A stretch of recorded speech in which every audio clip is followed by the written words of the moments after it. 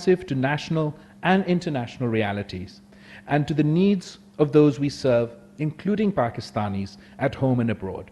This requires a paradigm shift in how we conduct our business. Upon assuming office, I realized the need to improve the morale of the diplomatic service. Our bureaucracy was fraught with red tape, limited resources, and outdated tools. To tackle these challenges head-on, I tasked a team from within the ministry. Their insights and feedbacks shaped the change management reform, a transformative reform plan to revitalize the Ministry of Foreign Affairs. During the process of formulating the change management reform, we actively sought input from all levels of the ministry, including through a comprehensive survey from officers based at the headquarters and those posted at missions abroad. This survey exercise received an overwhelming feedback and provided critical insight on issues and challenges confronting the service. The key areas identified for improvement include the conditions of service, internal communication, decision-making processes, nimble organizational structure, career development framework, and technology integration, among others. Ladies and gentlemen, let's face it, the world is changing at lightning speed. Technological advancements, shifting power dynamics, and interconnectedness have become the new norm. We are here to lead the way, to embrace the change, and to create a ministry that is agile, robust, and ready to tackle any global challenge that comes our way. Today, I was briefed by my colleagues on the overall status of the reforms process at the Ministry of Foreign Affairs, and I want to share with you an update in this regard on reform actions that we have undertaken. There are a total of 51 initiatives relating to various work streams in the ministry. 19 of those are fully implemented, 3 are partially completed, and 29 are on track for completion. These relate to areas such as automation and digitization of functions pertaining to human resources, administration and finance, as well as communication and security, logistics, career development, and mobility framework, knowledge management, public diplomacy, consular and protocol services, and last and not least, training facilities at the Foreign Service Academy.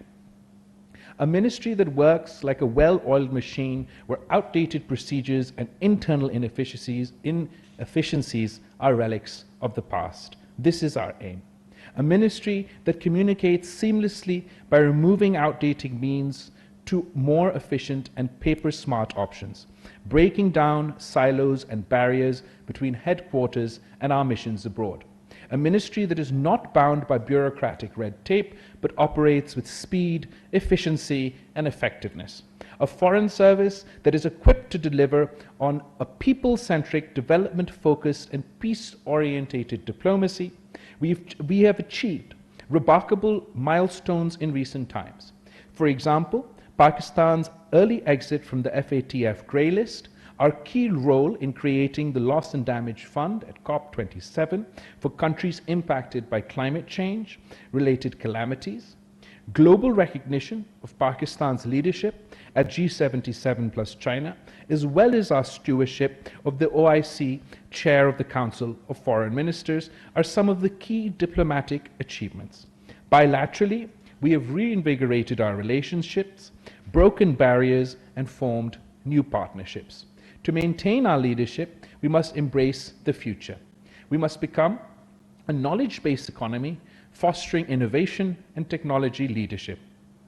By leveraging technology, we can make our government more accessible, efficient, and responsive to the ever-evolving global dynamics and needs for our society.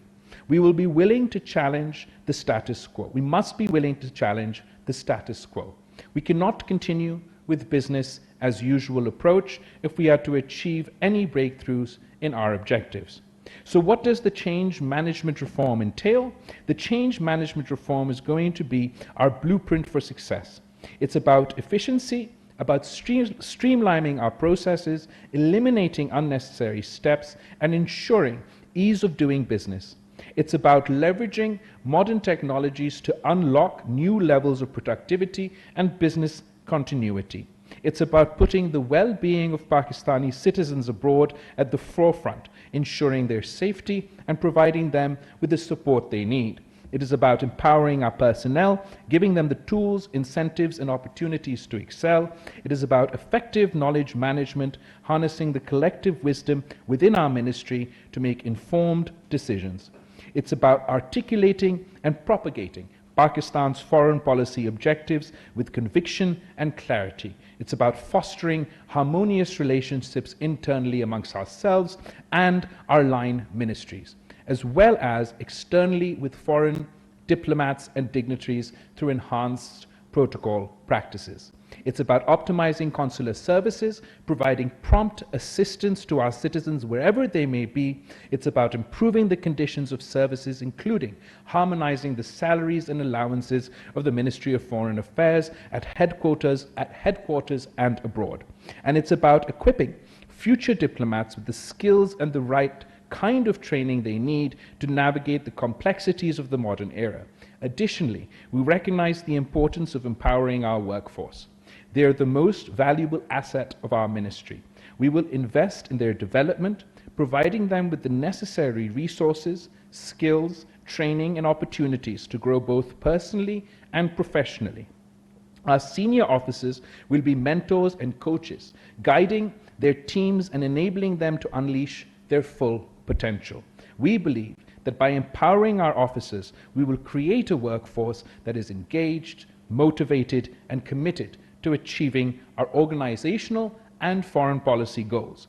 Today, as we launch the Change Management Reforms Initiative, we are just launching a plan. We are not just launching a plan, we're launching a movement of reform, a movement towards progress, excellence, accountability. Lastly, I want to emphasize that the management reform is not a one-off event, but an ongoing process. We should continuously evaluate our practices, solicit feedback, and adapt as needed.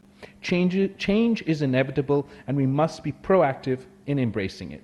In conclusion, the reform of our management practices is crucial for MOFA's success in this modern diplomatic landscape. By fostering these reform initiatives, we will position ourselves as a dynamic and forward-looking institution, better able to adapt to maintain a high tradition of service customary associated with us. I thank you, and just before I sign off, I want to run through some of the initiatives that I was briefed in detail today that are on various stages of implementation. We had broken down the areas in which we were conducting our management change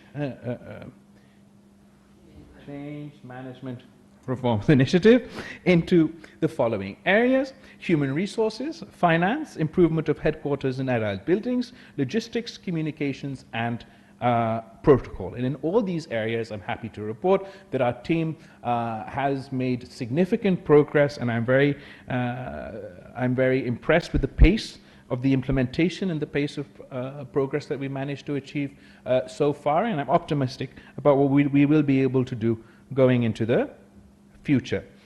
The summary, there's a very detailed summary that I've been briefed on, so I'm going to just very quickly try and run through what I can. In this, for example, under human resources, we've have had a comprehensive review of the Foreign Service Academy curriculum. And what I'm particularly proud of as part of the reform of the curriculum, along with the ongoing sort of the regular training and academic training that one receives to become a diplomat here at the Foreign Office, there's been a component of practical diplomatic skills that have been added and will be weighted as part of the grading mechanism for young diplomats coming forward. And in fact, the next batch of young diplomats that we have will have already gone through this new changes that have been made to our curriculum, along with sort of theory and the important, obviously continuing important parts of becoming a young diplomat, the practical skills that one requires to conduct the job well are also being taught, including sort of speech writing, brief preparation, public speaking, teamwork, event management, even socialization and networking skills, critical thinking, etc., in order to encourage more well-rounded young diplomats to join us here at the Foreign Ministry.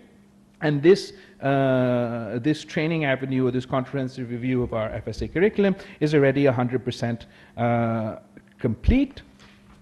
On language training, the trainees reach in specific levels of competency, and the posting of officers to stations where their language skills will be cemented. Again, on this in this area, we've also have our policy has been approved and is 90% completed. As far as our rotational policy is concerned, the policy envisions a rotation among main geographic regions, A, B, C, and X, Y, and Z stations, as well as bilateral, multilateral assignments. And the exercise is complete insofar as our ministry is concerned. Bridging the cater strength as par with the operational necessities, a summary seeking 44 positions at HQ has been, we're ongoing discussions which is near conclusion with the Prime Minister, and I'm hoping that soon, before our departure, we will have good news on this front as well.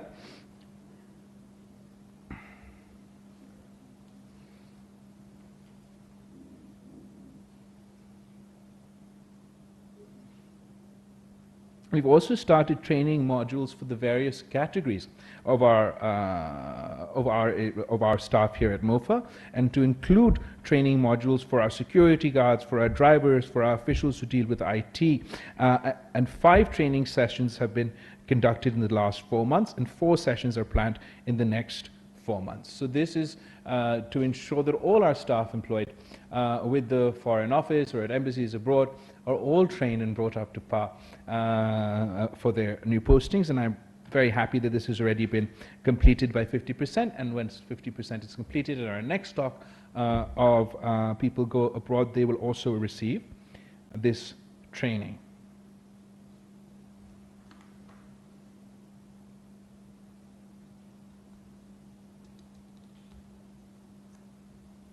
Sorry, I'm just going through quite a few. Okay, key performance indicators. This is something that we felt was important for our missions abroad, that we have key performance indicators for everyone that has been stationed out there, and we have a relatively quantitative way to judge an ambassador's or a diplomat's performance while they've been abroad. And our key performance indicators have been approved. We've got, say, 90% of the work on this is already done, and there's just some fine-tuning that needs to be completed. But this we thought was important, more as a terms of reference as well as a means to gauge the performance of our officers. So as a set of TORs, our young officers, everybody going abroad, will now have a little bit more of a little bit more specific job description, but exactly what we're looking for in their performances, and they'll have a benchmark to not only for us to compare their performance, but compare their performance with their peers, and I think that's important. Digitization is also an area where we made a lot of progress, and we introduced a human resources management system for more effective human resources and career planning. The system has already been designed, data entry in respect to offices has been completed, hosting facility at the NTC has been arranged, and the issuance of individual officers' IDs and passes are being generated by NITB. In phase 2, staff will be included in the HRMS system. So this is also our digitization initiative, particularly for human resource management, is also something that we managed to complete, and that we believe is very important. It leads us not only towards a paperless system, but again, it's important for quantitative analysis of people's performance. We've had financial issues consistently at the ministry, and I'm happy to report that we've managed to overcome them. Finance division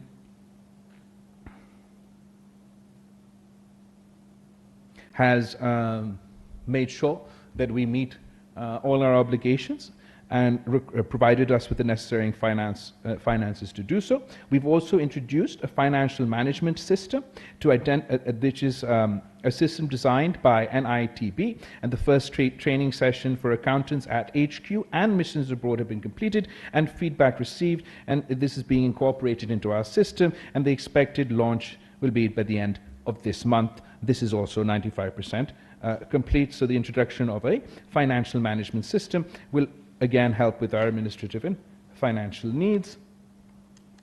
We've also conducted a review of what is the FMMA to bring it in line with the contemporary realities, and that is the Manual of Financial Management in Missions Abroad, and this